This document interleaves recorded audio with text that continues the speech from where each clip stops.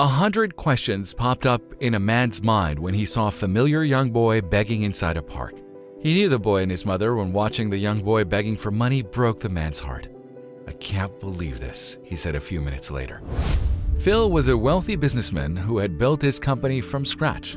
He studied at a business school but wasn't among the brightest students. He had worked hard to reach a point in his life when he didn't have to worry about his finances. Besides working hard to make huge profits, Phil loved dining outdoors and going to the nearby park for a walk. He didn't have a girlfriend or a family, so he had a lot of free time after returning home from work. One day, he decided to go for lunch at a new restaurant in the park. He had read many good reviews about the food and thought he should try it.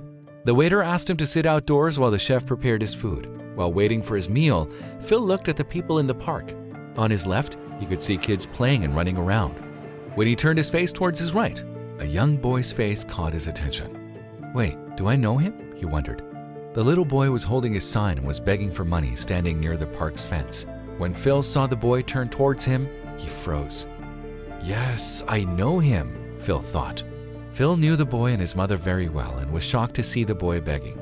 Instead of waiting for his food on the table, Phil rose to his feet and rushed towards the boy. Upon coming closer to him, Phil saw what was written on the sign. "Help pay for mom's surgery?" Phil read the sign in a confused tone. "Hey, what happened to your mom?" Phil asked the boy. "She hasn't been feeling well for the past year," the boy replied while he tried to recognize Phil. "The doctor said she needs immediate surgery, but we don't have enough money to pay for it." Phil looked at the ground and shook his head. He couldn't believe the boy was begging to save his mother's life. "I'm so sorry to hear that," Phil said.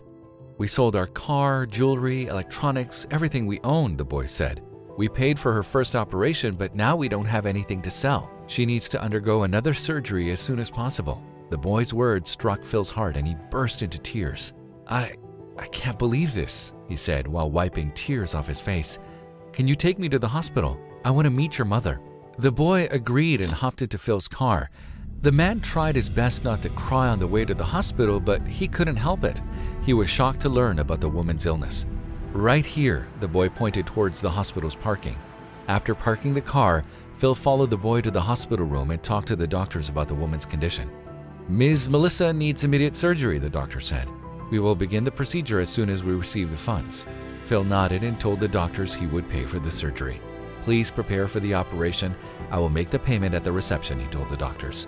After Phil paid the medical bills, the young boy hugged him and said, "Thank you so much for saving my mother's life. I never thought you would help us like this." "Come on," Phil patted the boy's back. "You don't need to thank me.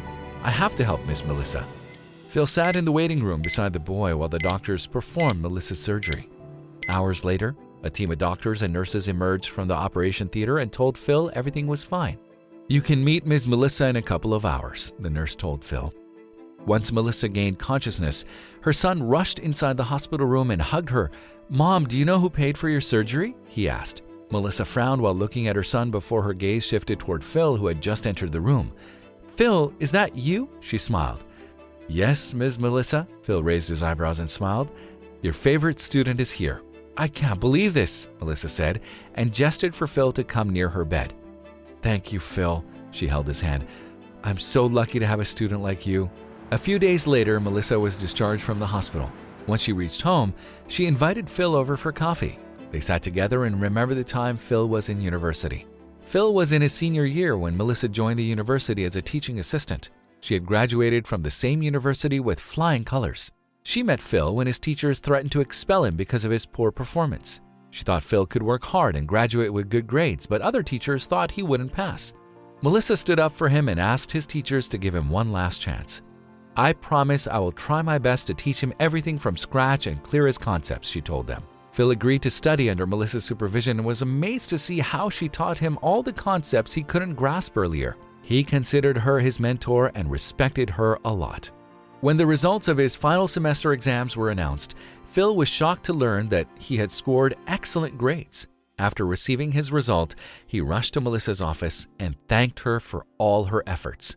"You are the best teacher I could have asked for, Ms. Melissa," Phil told her. After graduating, Phil set up his company and applied the concepts that Melissa had taught her.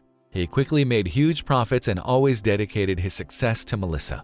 Once every 6 months, he would visit his university and meet Melissa. She got promoted and worked as a teacher, and sometimes even brought her son there. Phil had met him multiple times and instantly recognized the boy when he saw him begging in the park.